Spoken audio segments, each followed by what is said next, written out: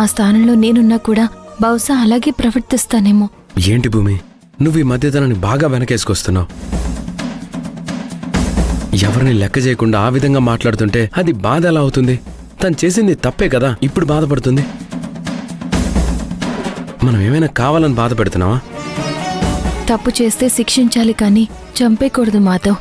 ఒక ఆడపిల్లను తన భర్తకి దూరం చేయడం అంటే చంపేయడంతో సమానమే.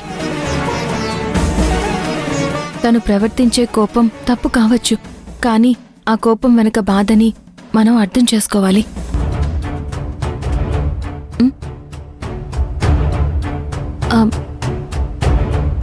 రా లేఖ్య. ఈ ఇంట్లో ఎవరికైనా కృతజ్ఞత చెప్పాలంటే అది నీకే భూమి.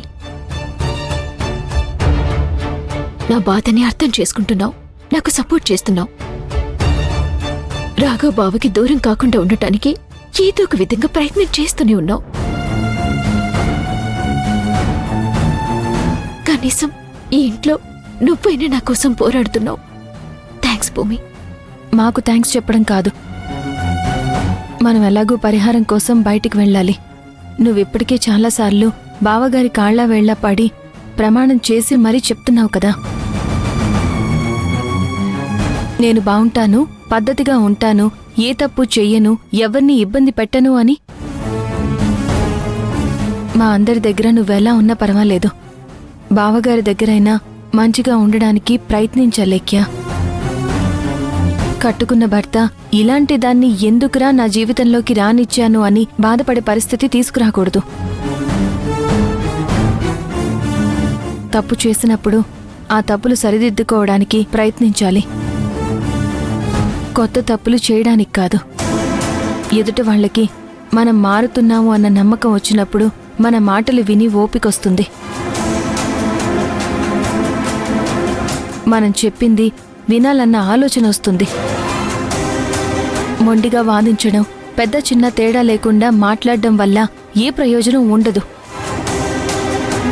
ఏ చిన్న అవకాశం వచ్చినా బావగారికి దగ్గరవడానికి ప్రయత్నించు. ఆయన మనసు మార్చు. ఎప్పట్లాగే మళ్ళీ మీరు సంతోషంగా ఉండొచ్చు. ప్రాణం పోయినా బావకి దూరం అవ్వాలని నేను అనుకోను భూమి. బావంటే నాకు ప్రాణం. ఆయన లేకుండా నేను బతకలేను. ఆ విషయం ఈ ఇంట్లో ఎవ్వరికీ అర్థం కావడం లేదు, ఒక్క నీకు తప్ప. నా కన్న తల్లి ఇక్కడ లేదు. నువ్వు నా తోడు పుట్టిన దానివి కాదు, కానీ నా గురించి ఆలోచిస్తున్నావు.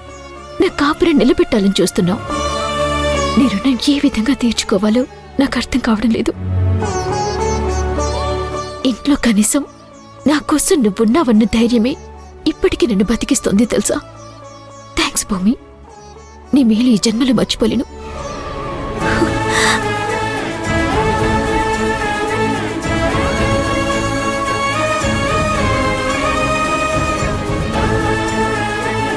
భర్తకి దూరమైన భార్య పరిస్థితి ఎలా ఉంటుందో నాకు తెలుసా లేఖ్య.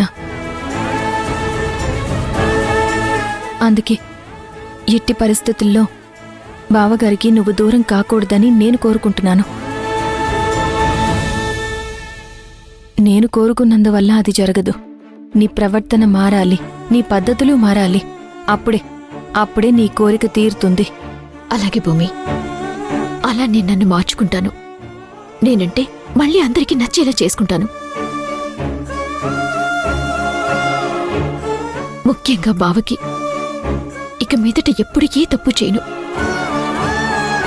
నేనలా ప్రవర్తించడం తప్పుగా అనిపిస్తే నన్ను క్షమించు భూమి.